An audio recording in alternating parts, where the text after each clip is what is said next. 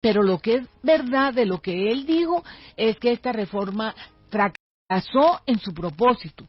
Acuérdense que yo renuncié al Seguro Social cuando estuve en desacuerdo con esta Ley 100, porque sabía que esto no iba a aumentar la cobertura, lo cual sucedió. Yo soy ante todo un profesor universitario y quisiera responder esto como un profesor universitario de manera didáctica para los oyentes petristas y no petristas. Pero no están tocando temas esenciales. Por ejemplo, ¿qué pasa con el campesino hoy en Colombia? Hoy al campesino le queda imposible acceder a una pensión, porque hay informalidad completa. Hay tres componentes allí muy complicados. Primero, no somos nosotros quienes para explicar la propuesta de Gustavo Petro. Él lanzó la propuesta y como la lanzó, tiene componentes populistas, componentes mentirosos, componentes que buscan congraciarse con la gente, porque, digamos, de todo lo que dijo, lo único cierto, doctora Cecilia, que yo encuentro es el sistema de pilares. Está claro en el mundo entero que los 26 países que hayan adoptado el modelo chileno ya han regresado, han revertido el modelo 18 de esos países. Los militares, todos los funcionarios públicos que usted mencionaba que nunca cotizaron y les estamos pagando pensión, y pensión es alta. Y maestros, todavía hay un fondo de maestros que apenas los nuevos se han afiliado al sistema. Y el doctor Gustavo Petro, que es ya el candidato oficial del Pacto Histórico a los comicios del 29 de mayo, dijo algunas cosas con respecto a los aportes pensionales, a los aportes de los trabajadores, al ahorro pensional que tienen los trabajadores en Colombia. En un momento dado señaló que ese ahorro pensional es un recurso público y es una propiedad estatal.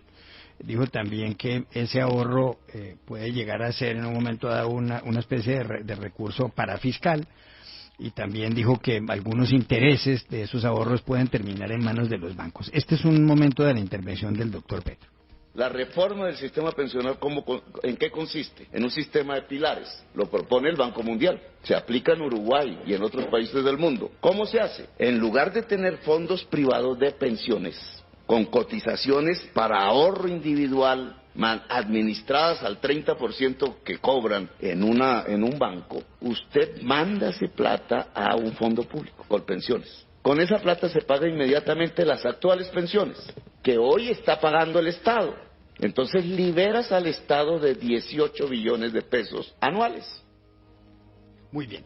Aquí la pregunta es, ¿tiene razón Gustavo Petro, como dicen algunos, o está equivocado y eso sería un error o incluso es algo inconstitucional, como señalan otros?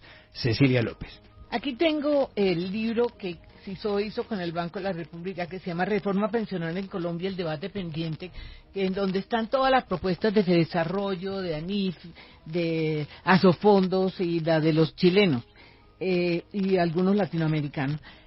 Petro tiene razón en que hay que hacer la reforma pensional, en eso todo el país está de acuerdo, porque tenemos el 80% de la población en edad de trabajar que no está cotizando, el 68% de los jóvenes que tampoco están cotizando, y de los ocupados nos queda el 64% sin cotizar. O sea, aquí hay que hacer reforma pensional. Ahora, escuchando lo que él dijo, me quedo en el tema de los pilares. Esa es la propuesta de todo el mundo, desde desarrollo, de Asofondos, de todo, no, de Asofondos no estoy segura, pero sí de los sindicatos, de todo el mundo. Ahí el tema es cuánto se va a pilares y cuánto se va a los fondos privados. Ahí no se están acabando los fondos privados. Ahora, hay temas que son discutibles sin duda, y yo creo que esa propuesta necesita, como toda propuesta pensional, un equipo de gente que le meta números a esto, porque ahí esto no puede, la idea general, yo creo que todo el mundo está de acuerdo. Hay discusión si esto es privado, si esos recursos son públicos porque obedecen a una ley que evita cotizar, pero lo que es verdad de lo que él dijo es que esta reforma fracasó en su propósito.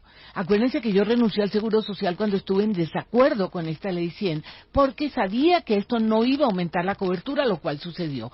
Ahora, yo no he entendido, porque sería inadecuado decir que se van a acabar los fondos, sino que simplemente los fondos van después de los pilares, que eso hay que medirlo y hay que ponerle cifras.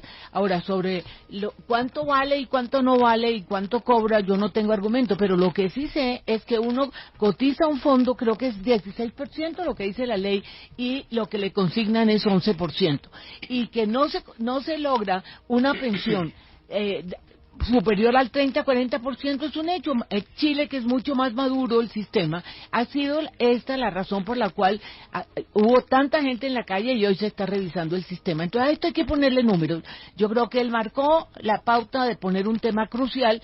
Vamos ahora a entrar a una discusión civilizada y con cifras. Muy bien. Germán Vallejo, ¿cuál es su opinión?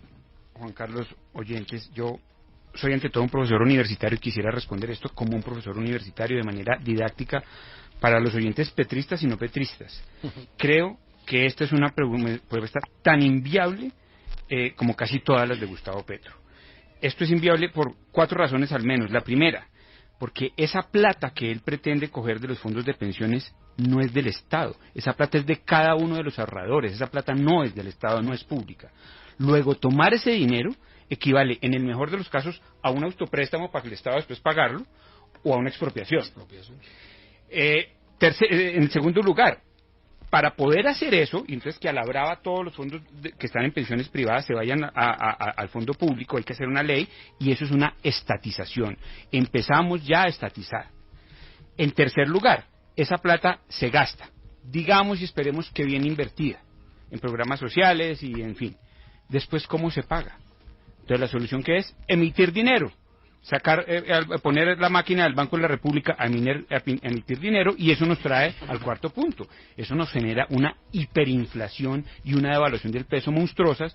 Esta medida ya se utilizó y ya se usó en Argentina con resultados pues desastrosos.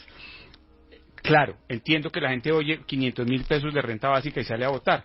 Populismo puro. Yo quisiera hacerte un comentario. Sí, señora. No, yo creo que este es un debate muy serio y hay que ponerle mucho número y mucha cifra. Pero mira, oyendo la declaración de Gustavo, lo que yo entendí es que no es a la fuerza. Es decir, la gente, él habla del stock y del flujo. Y él dice cómo el stock se está pasando, y es cierto, se está pasando a Colpensiones, lo cual le quita peso al déficit fiscal del gobierno. Pero él dice que sobre lo otro también es voluntario.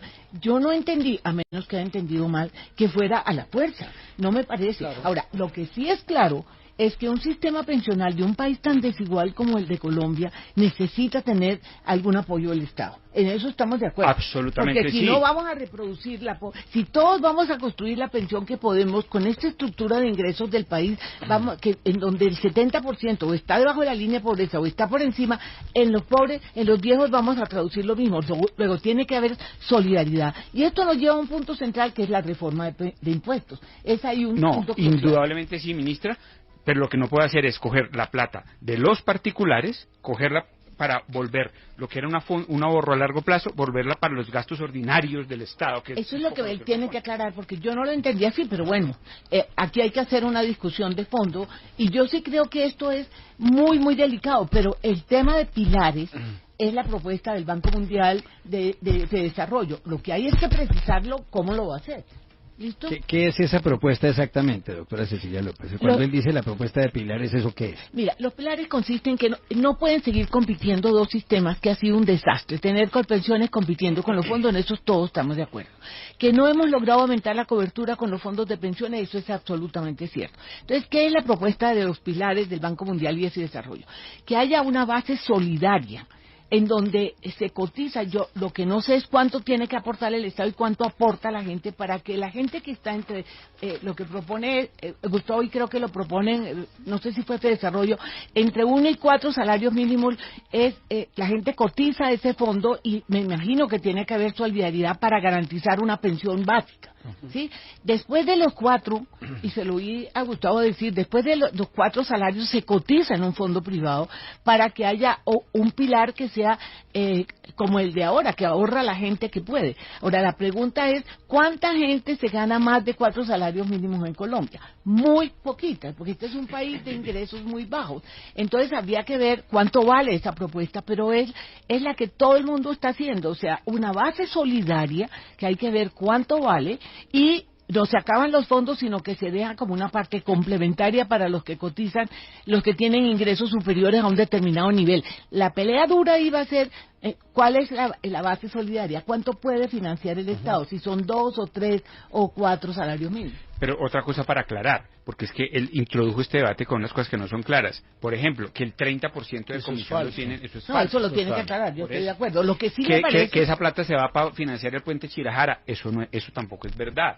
No, lo que pasa es que ahí hubo un decreto del gobierno, y no estoy mal, si fue con el ministro Cárdenas, que le permitió a los fondos que pudieran sus dueños financiar proyectos. Y como aquí los fondos son dos fondos. Claro. ¿Ah? Porque los fondos invierten, claro, y los fondos tienen pero un riesgo. Les autorizó pero es que en sus propios... es para eso los fondos. Sí, claro, pero en sus propios negocios. Claro. Eso fue lo complicado, es que fue en sus propios negocios, y son dos. Yo les doy mi visión al respecto. Adelante.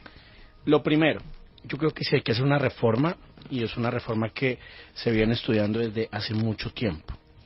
Lo de la base que dice la ministra, la base solidaria, nosotros inclusive lo estuvimos planteando en su momento, una base de 200.000 pesos para todo el mundo, o sea, todo colombiano que nazca va a tener a los 60, 65 años 200.000 pesos.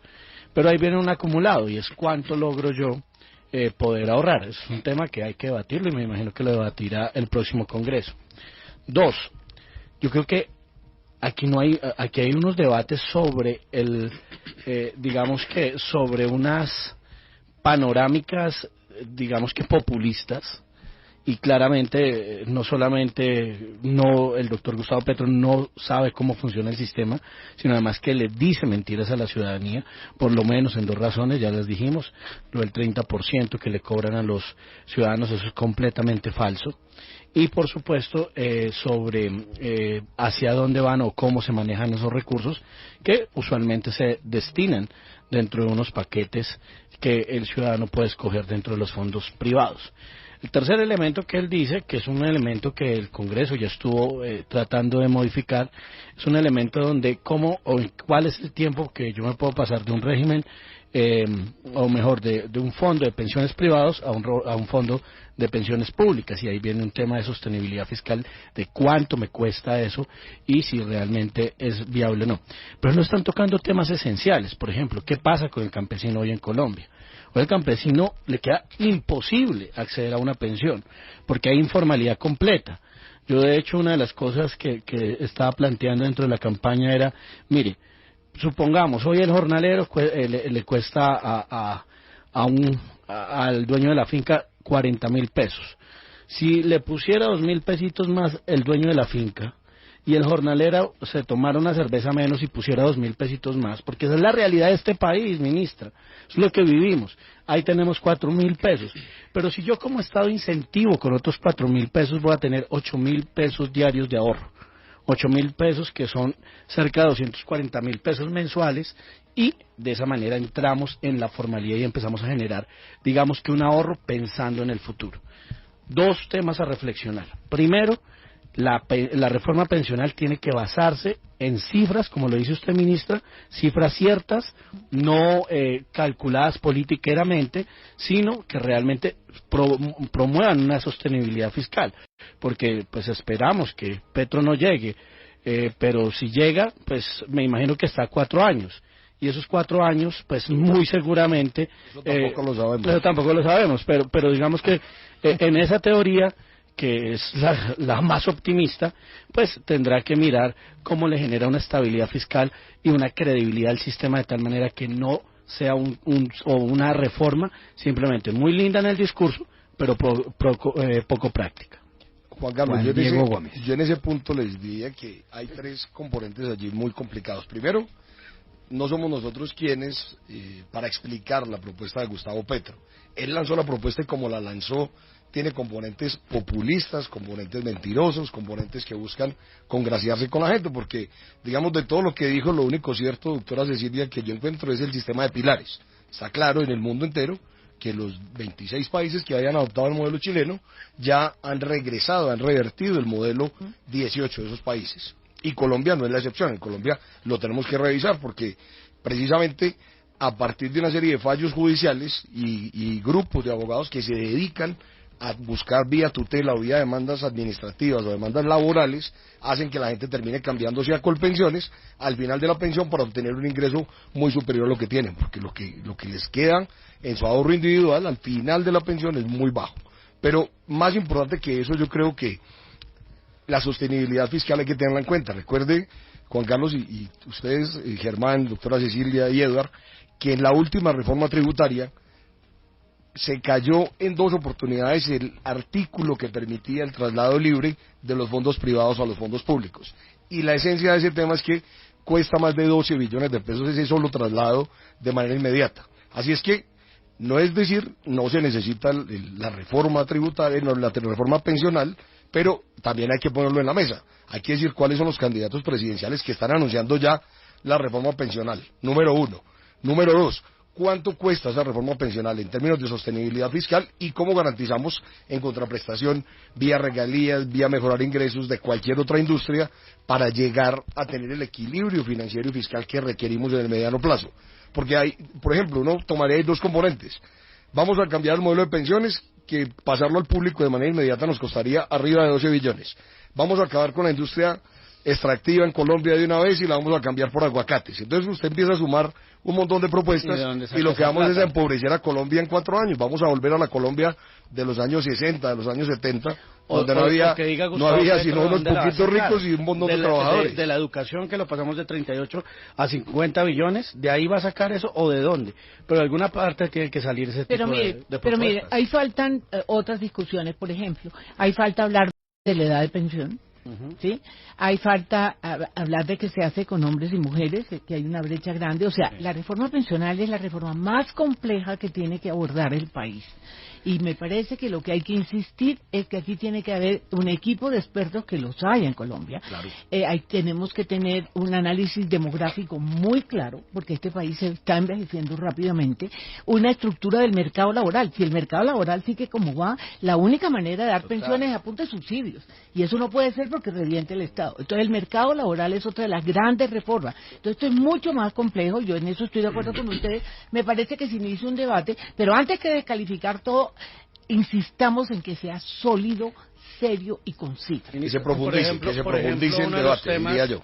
Uno de los temas que tendrá que abordar el próximo gobierno es aterrizar una reforma laboral a las necesidades que tiene cada una de las regiones y a las realidades que viven cada uno de los trabajadores de Colombia. Y lo digo porque, por ejemplo, nosotros presentamos un proyecto de ley donde decíamos, venga, hagamos el salario mínimo diferencial por horas y por días, un poco o más alto, de tal manera que el ciudadano también tenga acceso a poder ahorrar y se le facilite. Y esto lo veíamos porque en Cartagena el mesero trabaja en la mañana en un hotel, en la tarde se va para otro restaurante y en la noche en un bar. Y este señor dice, venga, yo voy a necesitar pensionarme algún día, pero hoy el sistema no me permite ahorrar. Entonces, una de las reformas laborales es por región, por hora, por día, y para dónde vamos con eso, entendiendo las realidades y entendiendo una cosa que es aún más importante, y es que los colombianos necesitan plática en el bolsillo. A eso hay que apuntarle. Y no la tienen. Y no la tienen. Porque tenemos una estructura de ingresos. Ustedes sabían, miren, yo presido la junta de un banco de microcrédito y les demostré que el microcrédito deja por fuera 5 deciles. O sea, aquí el 50% de la población no tiene ningún acceso. Esos son los que van a con 58% de esa es la pobreza. Es un tipo que gane 3 millones y ya es rico en este 58% de interés efectivo anual. Exacto. O sea, es una vaina grotesca, pero le voy a decir otra cosa, ministra, que además creo que se tiene que entrar a revisar, y es todo el sistema de subsidios en este país. Sí. Hoy la plata le llega no al que la necesita, sino al que no la necesita. De acuerdo. Así es el asunto. Alejandro Villegas... Adelante. No, pues, es que estamos escuchando, creo que desde que todos tenemos uso de razón, lo de la famosa bomba pensional, pero ¿por qué no se ha hecho un debate en serio frente al asunto? Y casi que los debates se reducen o a aumentar la edad de jubilación o a aumentar el monto de cotización. No, pero sí se hizo en los 90 se hizo un debate que era clarísimo, era básicamente traer el modelo chileno y ponerlo en Colombia. Ese fue un debate, acuérdense que se los digo porque tengo hasta un libro escrito peleando, pero no mostrando el problema. pero no resolvió el problema de fondo, No, doctora Cecilia. no Porque lo ahora, resolvió. entonces, los que se pensionaron, como está anotando el Nada. doctor Juan Diego Gómez, pues ahora quienes estaban en los fondos privados están buscando cómo pasarse al sistema público. No, y además de eso, mire, una cosa que dijeron Pero hoy en el además tiempo, que me parece que en este Con la debate, inequidad más grande que está en este en país. ese es en el debate sistema tiene que pensional. entrar todo el mundo que va a estar involucrado, pero ¿cómo salen a decir en Asofondos, que fue al que le dieron página entera? Obviamente Sarmiento Angulo tiene uno de los dos fondos, porque son dos, los otros del grupo antioqueño, que daban pensiones hasta el 80% del sueldo. Si eso fuera así en Chile, que es mucho más La gente maduro, estaba feliz. no habrían armado semejante Yo no problema. me habría cambiado, yo Bueno, me cambié, yo soy se un colombiano cambió. que se cambió, Bueno, ahí que tiene. creí en el Entonces que modelo no de los digan 90s, mentiras o que y- pongan a todas las partes a discutir. La politización en el mal sentido de la palabra de este debate es terrible. Hay que politizarlo en el buen sentido. O sea que lo que importa es que Colombia logre no solamente una cobertura, que ha sido una cosa del gobierno de los viejos. Hay que pensar que los jóvenes en este país, 2/3, no están pudiendo construir pensión. Entonces no sacamos nada con darle hoy unas limosnas a los viejos a través de BEPS si no hacemos nada con los jóvenes, porque dentro de 30 años tenemos el doble de viejos sin pensión. Claro, y con una referencia, por Adelante, Juan Carlos, para entrar para mirar el debate, y es, ojo, el sistema que hoy tenemos público es el más desigual de Latinoamérica, porque es que parte de la plata que hoy tenemos se va solamente para el 80%, se va para el 20% de las megapensiones de muchas personas, y eso sí es inequidad. Una persona que llegue a ganarse de 15 a 30 millones de pesos, mientras que no hay plata para subsidiar o para darle a personas con un salario mínimo, eso sí tiene que verse, No, porque eso tiene estoy que de acuerdo. tiene que replantearse. Pero hay un origen de la dificultad, que ahorita Alejandro preguntó, ¿por qué no se resolvió el problema, Alejandro?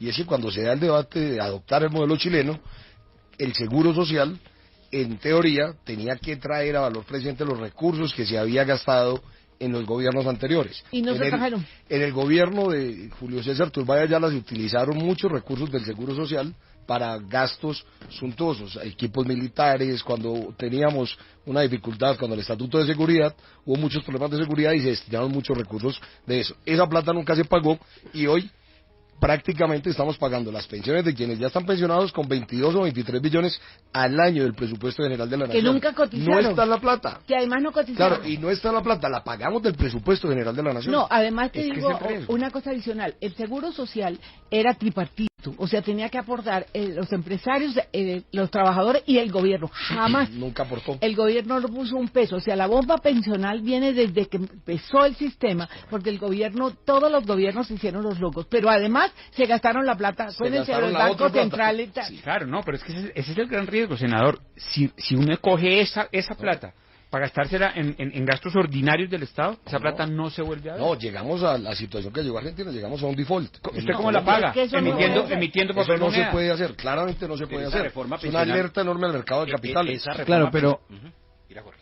no, una pregunta, ¿qué país, se lo pregunto al doctor Vallejo primero, o quien quiera contestar, pero qué país tiene el mejor sistema pensional del mundo? Es decir, ¿a dónde deberíamos mirar? ¿Es a España, es a Francia, es a... Estados es a Unidos tiene un Estados Unidos? sistema interesante.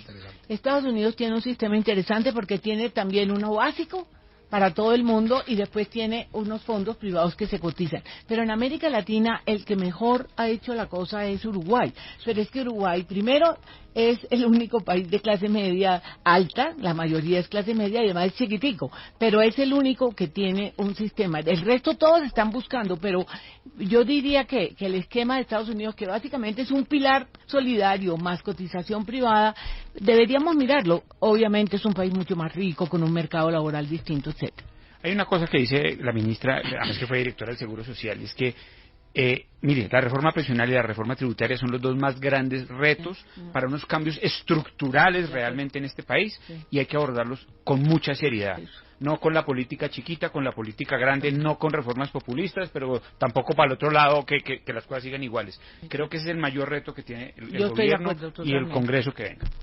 De acuerdo. Pero Bueno. no obstante, el tema de Uruguay, por ejemplo, uno de los temas cuando yo trabajaba con el vice Angelino, que hablábamos y evaluábamos muy bien el sistema de Uruguay, era cómo nosotros tenemos una escala, por ejemplo, pensional ahorita, donde la persona la pensionemos a los 62, 65 años, y si aún pueda seguir cotizando en teoría para llegar a las semanas cotizables y mantener el ahorro.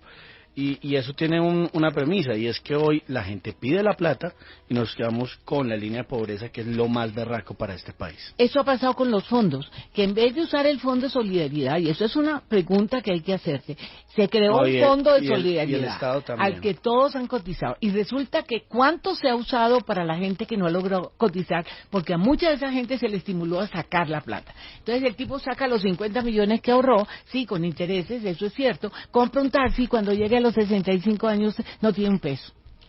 Eso no puede seguir pasando. Doctora Cecilia, ¿cuántos colombianos están cotizando?